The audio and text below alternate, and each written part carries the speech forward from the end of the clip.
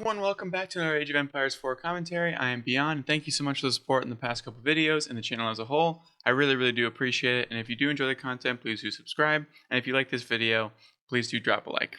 A little bit redundant, but we're going to roll with it because this is a pretty good intro so far.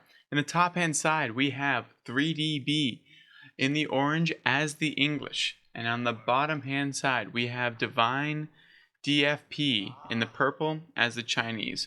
Both these are streamers and pro players. Would highly recommend both streams. B is known for the more unorthodox kind of play style, even in tournaments, which this one is, in the Conqueror's Cup, I believe in the round of 32. So anything is really possible to come out of B. He's been doing great in Outback Octagon. And then Divine is also a really good player, really solid pro. Does really well in a lot of other tournaments, and they're a great streamer. They're really fun to watch, very chill. So if you want a very chill streamer, I would definitely recommend Divine. Now this map is, we have the English into the Chinese. Now the current win rate in Conqueror and above for the English is a 46.3% win rate. So favoring Chinese, probably because those Shuganu are just so good. It's really hard to stop that Song Dynasty into just mass Shuganu rush into Palace Guards. It's really hard for the English to deal with. And then also the Nest of Bees kind of absolutely rips apart most English compositions. And then for the overall win rate, if you don't take rank into consideration, the English win rate is of 51.4%. That's probably because in the lower ranks, it's a little bit harder for the Chinese players to actually be efficient, especially with the Imperial officials early on. The pros are really good with the Chinese. At the lower you go, the English is very easy to execute, so I'm not really shocked that they have a very high win rate. Now, interesting enough, with the close deer spawn, 3DB is deciding to go right for those deer. Probably just because they're right within sight, it's pretty easy, and then you can transition this into a farm. I wonder if a farm can fit there. I think it might be able to. We have the 4 on gold. I'll switch it to this. I was told that I should see this more. Unfortunately, I didn't move it earlier, but 2 minutes in, we're still able to see a nice composition going down. There's the council hall. So as you can see, B went with the 4 on gold, and then it looks like, what was this? 8 on food, and we have none on wood. We have 2 on the straggler tree. So that's kind of the breakdown to get up to Castle Age. And with China, it looks like we have 10 and 3. And it looks like we're going to be very close. So even more going on food, right onto the berries, and another close deer. Oh, no, these are sheep, sorry. And the close berries. You also, as a Chinese player, you want to make sure that the sheep go into this mill, so that way you can use the Imperial official to make sure they gather tax from all these workers. And it also, if your goal gets attacked early on, you do have a way of getting up to that castle, into that feudal age. Now, I'll be interested to see where Divine decides to put their Barbican. You could do it here, like a forward Barbican. Doesn't really protect much, but it does stop the English player from rushing into the trees. I would like to see it out here, I think. This is perfect to defend this berries, all this wood line, and also this stone. The gold is close enough that, I mean, you could probably get away with it. But even if the Barbican's like over here or over here, the English player will still be able to like kind of walk all around with those longbows, which we'll see if any are going to come out immediately. I'm assuming they will, because obviously the late game for China is really good, especially into that Castle Age and beyond. The Shuganu with the Palace Guards, the Nest of Bees, just the siege technology in general. And those granaries and everything like that. And there's a Barbican. Now, Divine is a far better player than I am. That being said, just as an English main, I know how annoying these longbowmen are to deal with. And maybe he's just going to wall up over here, like right across from here, push them over in that direction, and that will be okay. But needs to build a little bit more defense if B decides to go in early. And as we see the trickle across the map, we see the longbowmen already starting to come. Only 3 though, so not necessarily a rush in general, so it should be okay. This Barbican's going to go up just in time. But I believe that the Longbowman can sit right here, shoot, and not be in range of this Barbican. So this gold really isn't really protected at the current moment. This food and this is protected in a sense, but this gold is still not protected.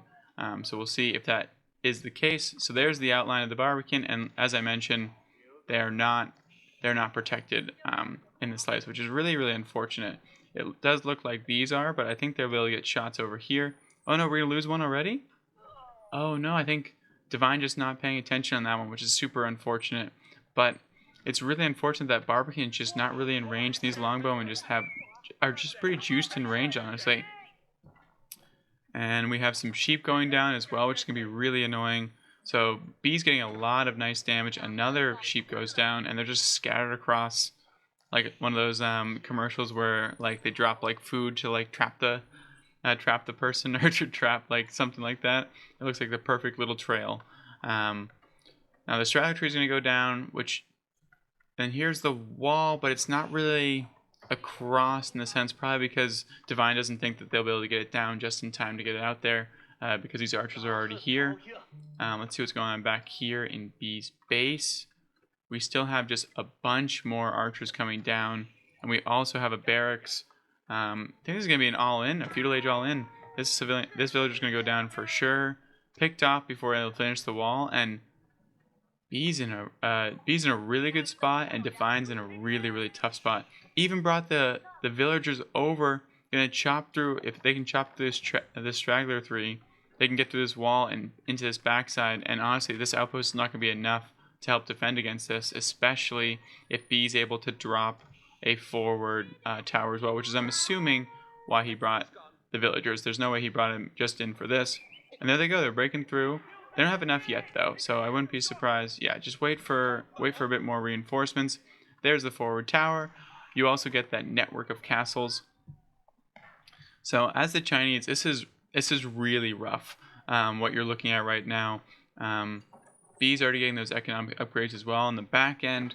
So even if this doesn't pan out fully, the idle time on the gold and the idle time on this wood and all the resources being spent right now is so worth it. We do have hand cannon slits, which is a really nice upgrade for Divine going down as well. And I like that he's focusing these villagers on the backhand side over here. We have Imperial officials also stopping this mining camp. So it wouldn't be surprised if we see a second town center going down. The arrow slits coming in really handy right there. But this Barbican's not really playing much of a role. It's kind of just sad and defenseless back here. Only thing it's really protecting is this food, which I guess is good at the current moment. Able to continue to produce villagers as well. But we just have a lot of units coming down over here. Do we have ram technology or anything like that coming in for B? We do not. But a sizable force. We do love the forward lumber camp. It's always a nice touch. A little chef's kiss, if you will. There goes the outpost. We do have a horseman coming out as well. So Divine this pretty well so far. But with them being able to run through over here, this could get really rough. And if B just goes for it, I think it's going to win him the game if he gets this in. And here they go. Let's check this out. There's 4 villagers in here, but they're just going to run by. There goes the Imperial official, and yeah, they're just going to run by knowing that they can't dish out enough DPS to actually not do enough damage, and all this idle time is going to be going down, and B's just focusing directly on the villagers. Nothing you can really do about it, honestly. Sorry, I have to tickle my throat. And just running away, and here's the Imperial officials. You're going to get sniped too, and even more villagers. So now they're all going to be idle time. No more stone. Imperial officials are just standing still. We have more idle time, and there's GG's.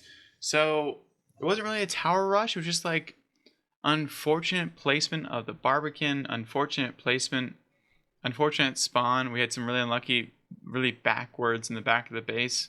But honestly, if they were in the front of the base, it would have been even worse. So it just goes to show you, if just one slightly wrong placement, I think it was just off by a few feet, really caused the end of it there, which is super unfortunate for Divine. But B played it really well, scouted, saw where the Barbican was, decided to go for that all in, and it worked out perfectly. So GG's to 3DB. And if you guys did enjoy this commentary, please do subscribe. And if you also enjoyed please do leave a like. It really does help me a lot, and I appreciate it, you all. Hope you have a great night.